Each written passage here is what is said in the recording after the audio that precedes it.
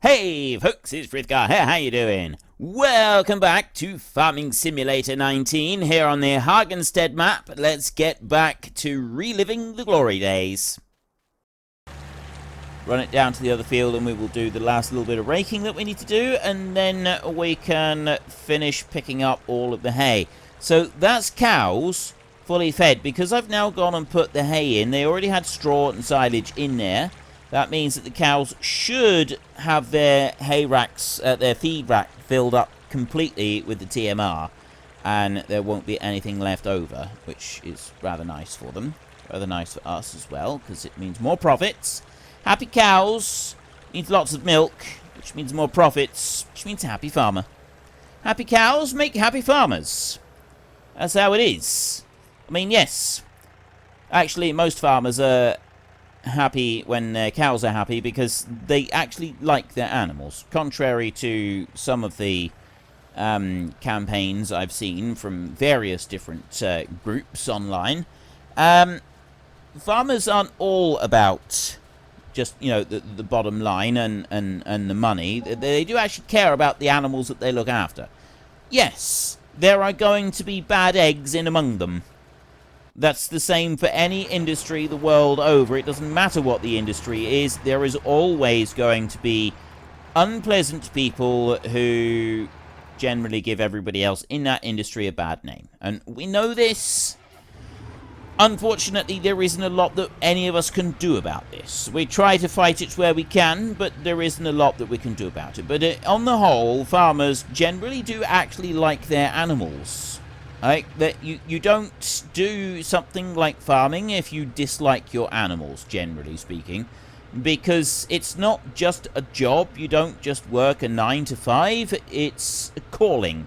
It is a lifestyle. Like, it's day, night, weekends, holidays. You don't get holidays. It's all the time, right? There is never a stop from farming. You don't ever sort of switch off and just like, oh, I don't fancy farming today, I'm not going to bother. Those animals still need to be fed. Those animals still need to be looked after. I mean, yes, if you're just an arable farmer, it is slightly different. You are able to sort of get a little bit more towards, you know, occasionally having a day off. But with animal farming, you don't get days off. Unless you can arrange it so that someone else can come along and look after your stock for you for a few days. You don't get days off. No, it doesn't happen. You have to feed your animals every day. And if you don't feed your animals every day, then, you know, they go hungry. So I know a lot of farmers that never or only very, very rarely go away anywhere on holiday. And if they do go away on holiday, they have to pay someone to live in on the farm and look after the farm for them while they're gone.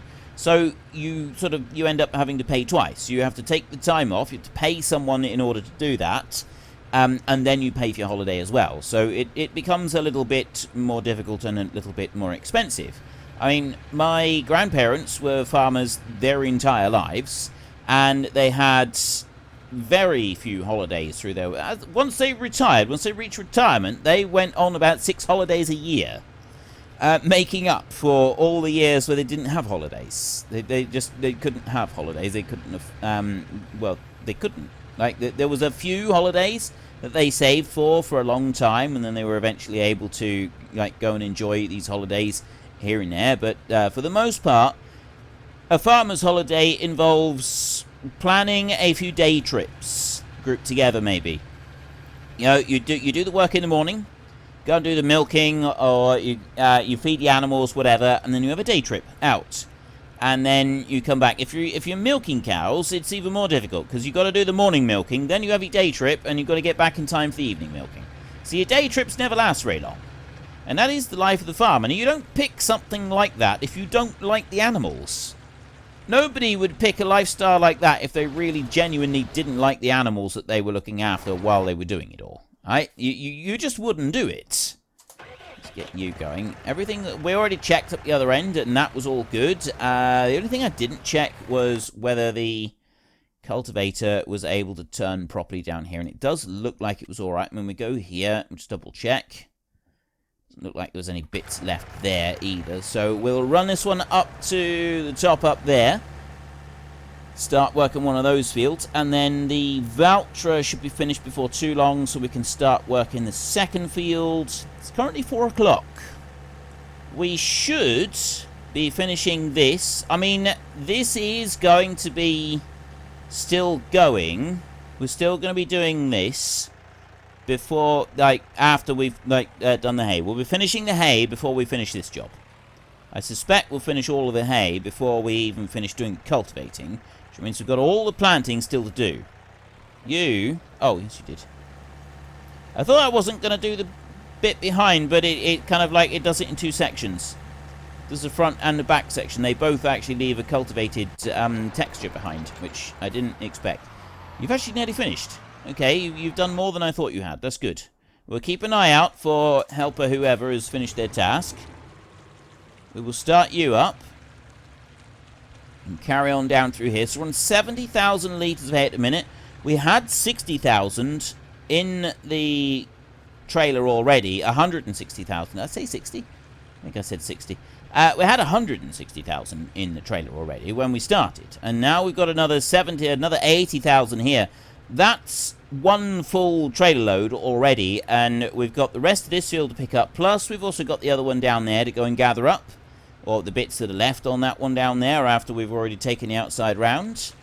And, like I said, that's going to keep us in food for the cattle for quite a while, I think. Silage next. After that, I'm not really sure. I'm wondering, it does seem a bit of a shame to just leave the grass. I mean, generally that is what I do, because you don't make a huge amount just from, like, gathering. If we were to get a baler, and we were to bale up the grass that's left over and turn that into money, just, you know, bale it up in hay, and then take the bales off and sell them. I don't want to do silage bales because we've got to go through all the rigmarole of wrapping said silage bales, and quite frankly, that's painful.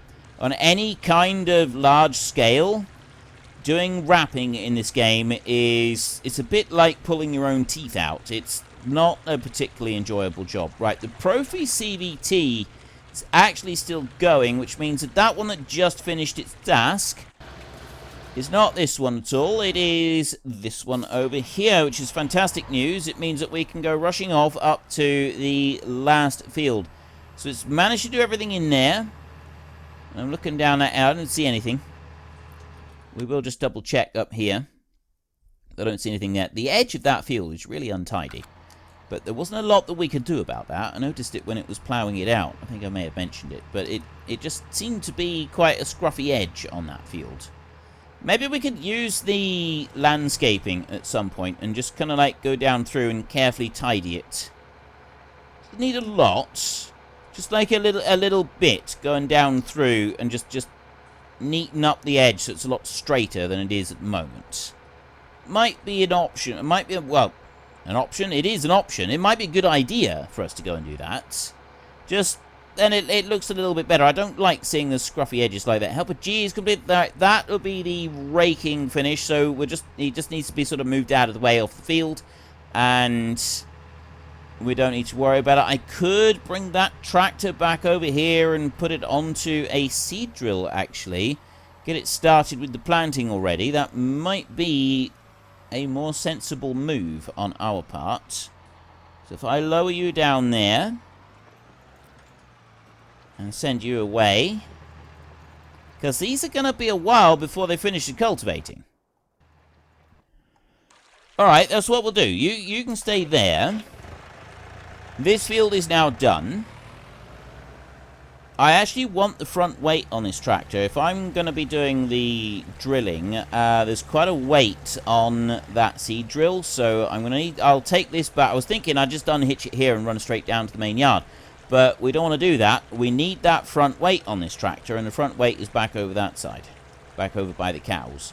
So we'll run back over and we'll grab that one, and then this tractor can go back over to the main yard, and we can hook in a planter, and we'll take it out to the new field, and we'll start planting that one first. Bring them in round there. Back you up. So it's a bit difficult reversing these because of the way the wheels turn. You gotta do it slow. Like, sometimes I can whiz backwards quite quickly with the trailers, but with those, as soon as I start trying to do that one quickly, it always ends up getting messed up. Does Steyr come in lots of different colours? Or are they typically just like the red and yellow, red and white? I'm pretty sure there are a couple of options for them. I don't know. I don't really know much about Steyr. I've never driven a Steyr, not in real life. I've driven a lot of the different tractors, but I haven't driven a Steyr. Fendt, Steyr, and Valtra. Those are the three that are in the game that I've never driven. I've driven every other make of tractor that I've seen in the game. Says, apart from some of the older ones, Bura, Hurleyman, driven those. The old Kramer, I haven't driven one of those. But that's a proper antique tractor, that is. The old tractors, there's several that I haven't driven. Fiat I have driven. I've driven a couple of different Fiat tractors. Are there any others? Fendt is one of them. Fendt, Steyr, Valtra. I don't think there are any other makes of tractor. Oh, Lindner. I've never driven a Lindner tractor. We've got those in the game. I've never even seen one of those in real life. I've not seen a Steyr either. Steyr and Lindner I've not seen. I have seen plenty of Valtra, plenty of Fendts driving around, but I've never driven them. Steyr, the Lindner. Just trying to think if there's any others. I'll have a look now. I should probably do this after I've started up doing some other stuff.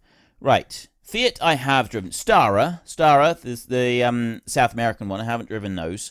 And I haven't driven Fendt of any age, nor Valtra, and then the Lindner.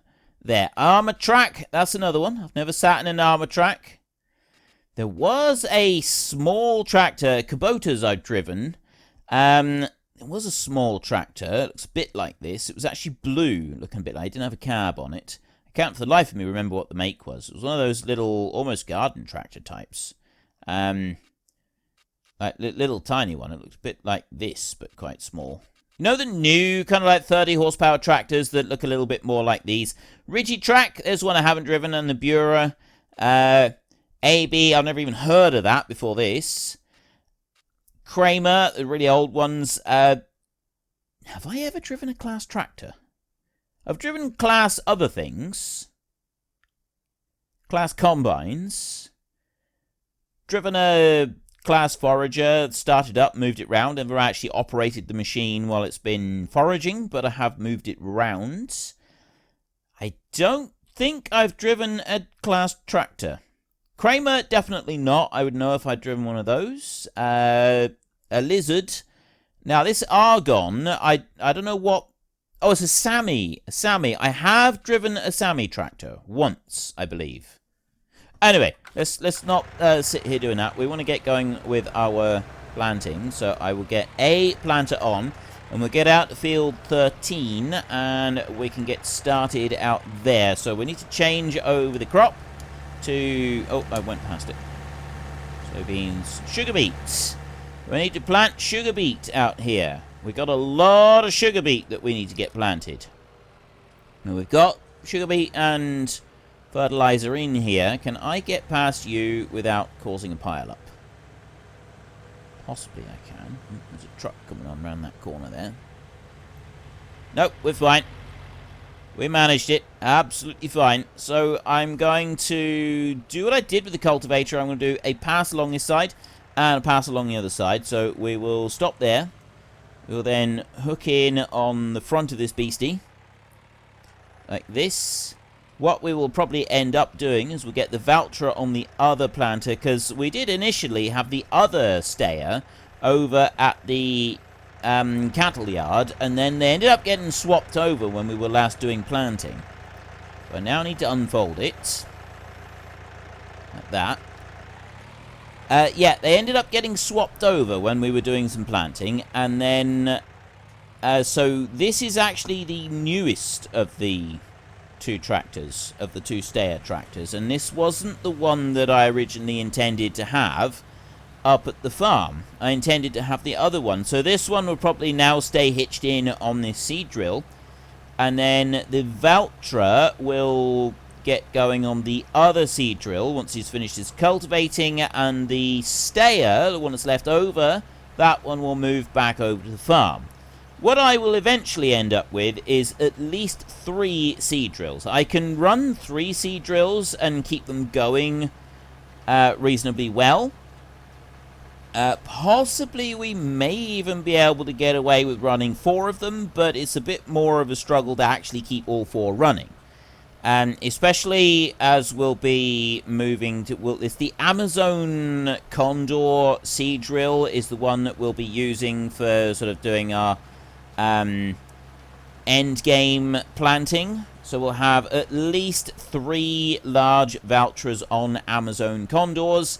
As a few people have actually asked if I could use the Skittles pack that Patrio Gracemark went and made for our Discord on this series. And it does seem to be the appropriate series to use them.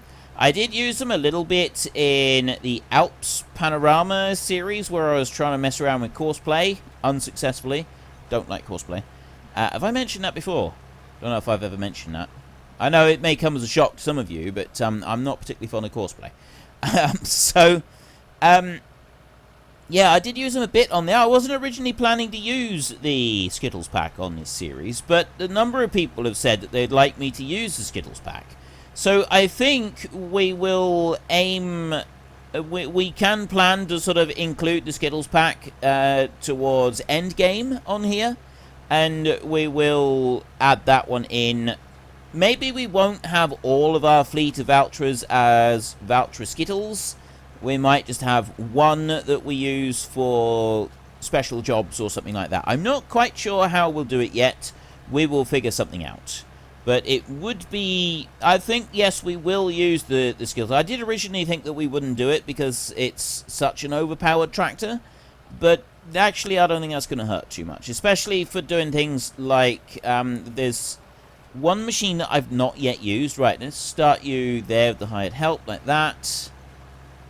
And we can go in here. There is a machine here that I have never yet used.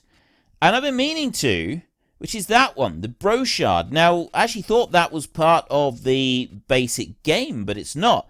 That was in FS17, and I never used it in FS17. This was one of the mods that was released by Giants themselves. This is a Giants mod. And so they added it in, because they had it in FS17. I never used it. So I don't think I did. And I'd like to. So I'd like to use it in this series. Now, recommended power that this one requires is 500 horsepower. And our Valtra fleet that we're going to get, they go to 400 horsepower tractors. So we kind of need something with a little bit more oomph to be able to pull that Brochard than the big Valtras that we are going to be teaming up with. Do I or don't I just stop this one right now and put the Valtra going straight away on the planting and let that one... I think I do. You're going to swap over now onto planting. And that tractor there should, in theory, be able to go and finish all of the cultivating before the planters get up here. At least that's the theory. I reckon that he can do it. So I'm going to stop him there a second, like that. And I'm going to take him up to this side. And we're going to start on this side of the field here. So he definitely is able to do the last little bit. Because they do sometimes mess it up. Just drop you down there like that. And off you go. And I'll let him carry on with that. So I can go back to this one. We will fold this up and we will run it down to the yard. I'm gonna repair the cultivator before I put it away, and then get the seed drill on and get that one going in the big field just behind the barns that we got just down here. That big field right there, we'll get that one started. So we get sugar beet being planted in there. And I reckon the timing will be about right. I reckon we'll finish the cultivating around about the time that we are heading up into the field. So that should sort of help things to work out a little bit better. So we repair that one. We repair you as well. Yes, and that's it. We don't need to repair the front. What happens when the front weight wears out completely? Is there any penalty? Like, cultivator, that wears out, it goes a lot slower. Same with the fertilizer spreader. We know that one does the same. Wears out, goes a lot slower. What happens with a front weight? Like a trailer, I don't think there is any penalty for the trailer wearing out. I don't think you, like, lose bits of grain as you go along up the road, which kind of would make sense, like the way that they've done some of it. Like, you lose a little bit of yield off the combines when they wear out. They don't just go... I don't know if they go slower at all or not, but you do... I think you lose a bit of yield off of them. And then... so fertilizer spreaders, they go slower. I think that also then ends up costing you a bit of yield, because I think that they dispense fertilizer at a set rate. So if they're going across the field slower, then you're using more fertilizer to cover the same ground. So there's penalty to be paid right there, and that kind of makes sense. So what happens when front weight wears out? Does it become less weighty? Like, does it like lose mass or something? Curious. Does anybody know if there is any built-in penalty for a front weight being worn out completely? I guess the only way to properly find that out would be to do like a series of extensive tests. What's going on here?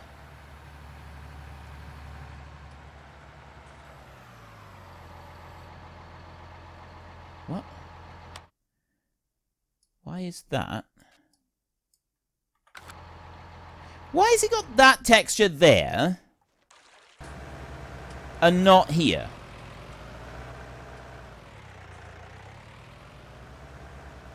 That is also using up the seed. Isn't it?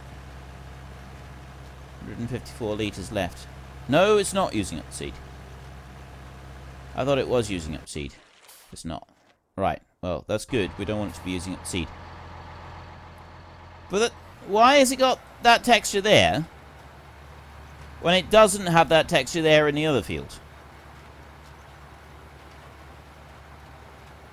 That is weird.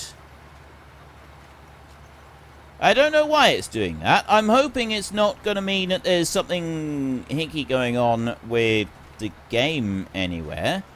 And it looks like that's kind of like a sugar beet stubble that it's putting down. Like, as though it's not registering it as being planted. But it wouldn't do that, would it?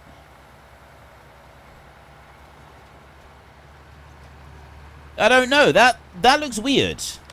That does... I mean, it's coming up here as growth. We got the growth stage 1, so... I mean, in theory, it should be okay.